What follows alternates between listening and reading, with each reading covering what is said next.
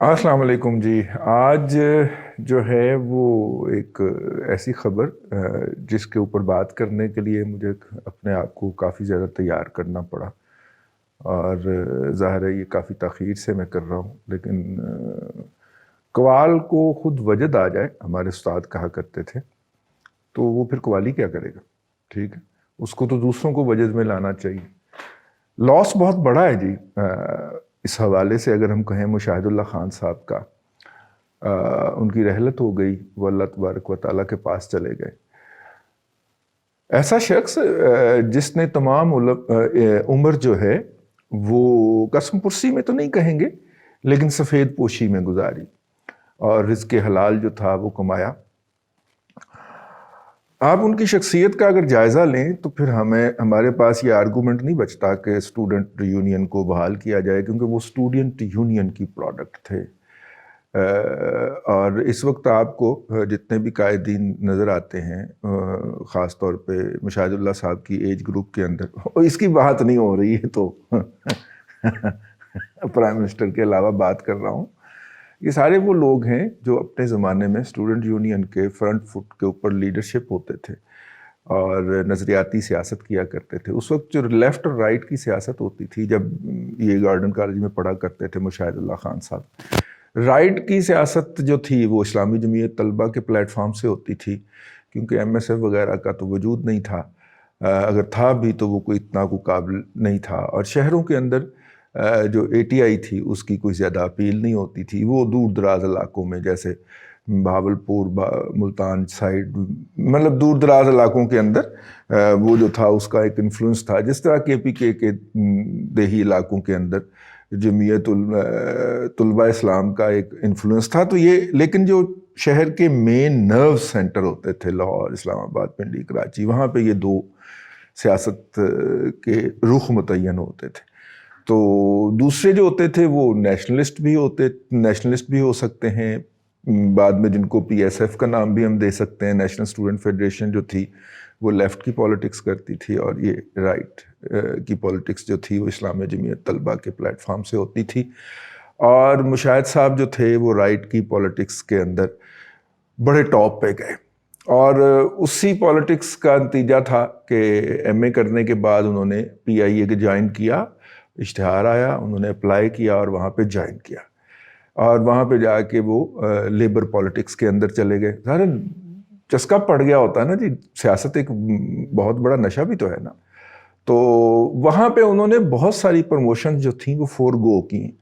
वो officer cadre में जा सकते थे। MA उस ज़माने के अंदर रेयर बंदा होता था, बहुत कम थे, तो वो जा सकते थे जी ऑफिसर केडर के अंदर। लेकिन चूंकि उन्होंने वहाँ पे भी लेबर पॉलिटिक्स करनी थी, तो अगर वो ऑफिसर केडर में चले जाते तो फिर लेबर पॉलिटिक्स ना हो पाती। तो प्रयासी जो थी वहाँ पे, उसके प्लेटफॉर्म से उन्होंने वो सियासत की और बाकायदा रंग जमाया जिसको कहते हैं। तो फिर जो थे वहाँ पे भी बाकायदा टक्कर दी उन्होंने नज़रियाती तौर पे मुखालफिन लोगों को। ज़िया-उल हक साहब के दौर के अंदर ये नज़रियाती जो पहलू था ये ख़त्म हो गया। सियासत का, तुलबा सियासत का भी, तुलबा सियासत के ऊपर पाबंदियाँ लग गईं, और सियासत का एक नया पहलू डेवलप हुआ कि डेमोक्रेट एंड एंटी डेमोक्रेट, ठीक है, या प्रो एस्टेब्लिशमेंट, ये वाली सियासत हमारे यहाँ आ गई। अब हम देखते हैं कि PMLN और पीपल पार्टी, जो कि 90 की दिहाई के अंदर एक दूसरे के खून के प्यासे रहे हैं, आज वो एक प्लेटफॉर्म पे मौजूद हैं और एक दूसरे को सियासत में एंडोर्स करते हुए नज़र आ रहे हैं। और दोनों का वन पॉइंट पॉलिटिक्स है, वो है एंटी इस्टेब्लिशमेंट। अब किसकी कितनी एंटी इस्टेब्लिशमेंट पॉलिटिक्स है और क्यों है, ये एक अलग मौजू है कि जनाब कल तक ये उनके झूले झूलते रहे हैं और आज जो हैं वो ये कहते हैं, तो ये एक अलग बहस है, मतलब कि इसकी तरफ नहीं जाते। लेकिन मुशाहिद साहब जो थे उन्होंने अपना जो था वो टारगेट मिस नहीं होने दिया, और उन्होंने अपनी जो वो एडमिनिस्ट्रेटर रहे जी कराची बल्दिया के, लेकिन एक घर भी नहीं बनाया, किराए के घर में रहते थे, ठीक है। और उनसे जब पूछा गया कई दफ़ा कि मैंने खुद भी पूछा उनसे, तो उन्होंने कहा मियां रिज़्क़ हलाल में तो यही कुछ होता है। हालांकि प्यासी के जो ओहदेदार थे वहाँ होते हुए भी बहुत बड़ा लंबा हाथ मार सकते थे वो, ठीक है। उनके बारे में जिस शख्स ने ये इल्ज़ाम लगाया, फवाद चौधरी ने, فواد چودھری کی اپنی تعلیم اس کے والدین افورڈ نہیں کر سکتے تھے، تو یہ کسی اور کے ٹکڑوں پہ پلا ہوا ہے، اور ایسے بندے کے بارے میں کیا بات کرنا یار، اور ایسے گھٹیا لوگوں کے بارے میں تو بالکل بھی بات نہیں کرنی چاہیے جنہوں نے ان کے رحلت کر جانے کے اوپر بکواسیات بکی اور مختلف قسم کی پوسٹیں کی۔ میں تو آج ذکر کرنے بیٹھا ہوں، میرا ان سے تعلق، میں تو ان کا فین ہوا کرتا تھا، ان کی شاعری کا بھی اور ان کے طریقے سیاست کا بھی، کہ مشرف دور کے اندر جب انہوں نے، ہم ان کے اس دن فین ہو گئے جس دن 12 اکتوبر کو جب ماشاء اللہ لگا تو وہ اکیلا بندہ بینر پکڑ کے نکلا کراچی میں، پوسٹر پکڑ کے نکلا، اور پھر گرفتار ہوئے وہ، اور ان کے اوپر تشدد بھی ہوا، کپڑے شپڑے بھی پھاڑے۔ آپ ویڈیو بھی ان کی ملاحظہ کر رہے ہوں گے، سوشل میڈیا کے اوپر سرکولیٹ ہو رہی ہے۔ بہت سارے جو پرو اسٹیبلشمنٹ لوگ جو ہیں وہ ان کو جو ہے وہ کرتے ہوئے پائے جا رہے ہیں، جسے کہنا چاہیے کہ آئیڈلائز کرتے ہوئے پائے جا رہے ہیں، دن رات اسٹیبلشمنٹ کی ہے مٹھی چاپی کرتے رہتے ہیں، لیکن وہ اس کا وہ ان کا وہ پہلو تو وہ انہوں نے وہ کی۔ میں ذاتی طور پہ ان سے تعارف جو ہوا وہ میرے لیے بڑا حیران کن اور خوش کن تھا، کہ اپنے ایک آفیشیل وزٹ کے حوالے سے میریٹ اسلام آباد میں ٹھہرنے کا اتفاق ہوا، اور سرکاری دورہ تھا جی، تو انہوں نے کہا کہ جناب آپ میریٹ میں ٹھہریں گے، تو ہم وہاں پہ ٹھہرے ہوئے تھے۔ تو شام کے وقت نا وہ کھانا کھانے نیچے اترے، اور جب وہ، آپ اگر اسلام آباد میریٹ کو جانتے ہوں تو وہ کھانا کھا کے تو آپ نکلنے لگے تھے، پیچھے سے آواز آئی، ڈپٹی آ گیا، ڈپٹی آ گیا، ڈپٹی آ گیا۔ اب وہ جو ڈپٹی تھا وہ تو کہیں سوشل میڈیا کے اوپر تھوڑا بہت ہمیں شغل لگائی رکھتے ہیں ہم، تو وہ اتنا ہٹ ہو چکا تھا کہ مشاہد صاحب اس کے باقاعدہ فین تھے، اور وہ ہمیں طلب فرما لیا انہوں نے، اور ایسے گفتگو انہوں نے شروع کی جیسے ہم سالوں سے ایک دوسرے کو جانتے ہیں۔ اجی میں تو ان کا فین تھا نا، میں تو ان کو جانتا ہی جانتا تھا کہ ان کی پوری اٹھان کو، لیکن اس بندے نے پہلے چند 4 یا 5 سیکنڈ میں تکلف کی ساری دیواریں گرا دیں، اور پھر وہ مختلف میرے جو ٹویٹس ہوتے ہیں ان کو ڈسکس کرنا شروع ہو گئے، اور وہاں پہ اور بھی احباب بیٹھے تھے۔ پھر انہوں نے مجھے کہا آپ نے جانا نہیں ہے، اب رات کے کوئی 10 بجے ہوں گے، 9 ساڑھے 9 بجے ہوں گے، جانا نہیں، آپ کو تماشا دکھاؤں گا میں۔ اچھا تماشا کیا تھا کہ اسلام آباد شہر کے معروف صحافی جو ہیں وہ وہاں سے اس کے شراب خانے سے شراب پی کے نکلتے تھے، اور یہ راستے میں بیٹھے ہوتے تھے، ہم کو بلا کے ان کا توا لگاتے تھے، موجو لگاتے تھے۔ اب ان میں سے کئی جو صحافی صاحبان جو تھے وہ بالکل ہی آؤٹ ہوتے تھے، تو یہ ان کا اور چیزہ لیتے تھے، اور کہتے تھے کہ یہ ہوتا ہے نتیجہ، ٹھیک ہے، مفت کی شراب کا۔ اور خیر وہ رات جو تھی وہ ہم تقریباً 2 بجے تک وہاں پہ بیٹھے رہے، اور 2 بجے تک کوئی 3 دفعہ ہم نے چائے پی، اور اس کے بعد اس چائے کے علاوہ جی وہاں پہ جو گفتگو ہوئی وہ کئی کتابوں پہ، کئی نشستوں پہ بھاری ہے۔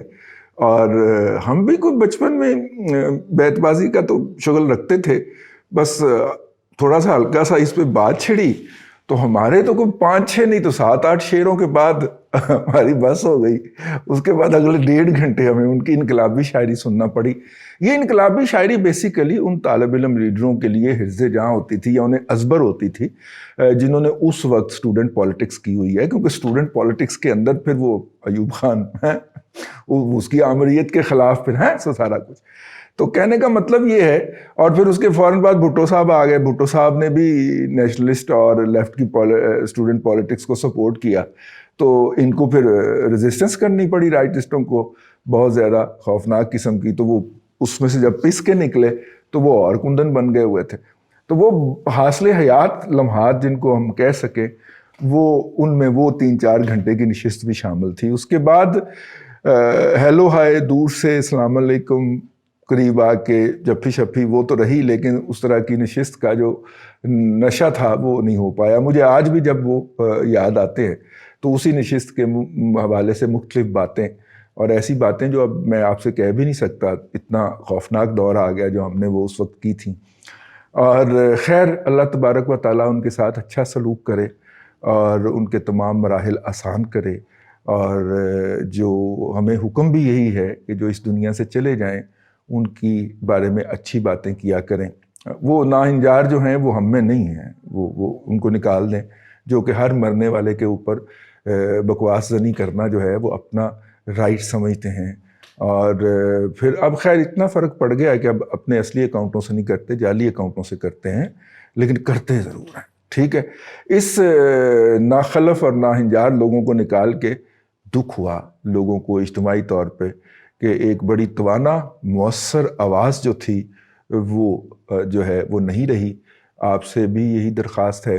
ان سے اختلاف کیا جا سکتا تھا، وہ دلیل سے بات کرتے تھے اور دلیل مانتے تھے، لیکن ان کے پاس کاؤنٹر آرگومنٹ بھی ہوتا تھا، تو مزہ آتا تھا ان کے ساتھ گفتگو کرنے کے اندر.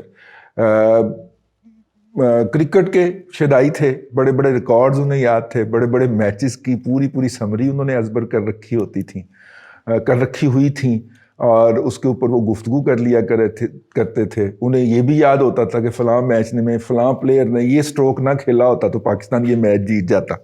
ٹھیک ہے، اور اگر آسٹریلین ٹیم کے فلاں بالر نے یہ چوتھی بال اگر اس طرح کر دی ہوتی تو وہ پاکستان نہ جیت پاتا. اس طرح تک انہیں ڈیٹیل میں یاد ہوتا تھا. اور اس کے علاوہ سیاست کے وہ شناور تھے. نظریاتی پالیٹکس کا ایک اور جو حوالہ تھا، ایک اور شمع جو تھی وہ بجھ گئی. آپ سے درخواست ہے کہ ان کے لیے دعائے مغفرت فرمائیں، اور ان سے اللہ تعالیٰ جو ہے وہ اس بات کو کنسیڈر کرتے ہیں جب آپ کسی بھی اللہ کے پاس جانے والے بندے کے بارے میں گواہی دیں کہ وہ ایک اچھا آدمی تھا، تو وہ اس بات کو بہت اہمیت دیتے. اللہ آپ کو آسانی عطا کرے اور آسانیاں خلق خدا میں تقسیم کرنے کی توفیق عطا کرے.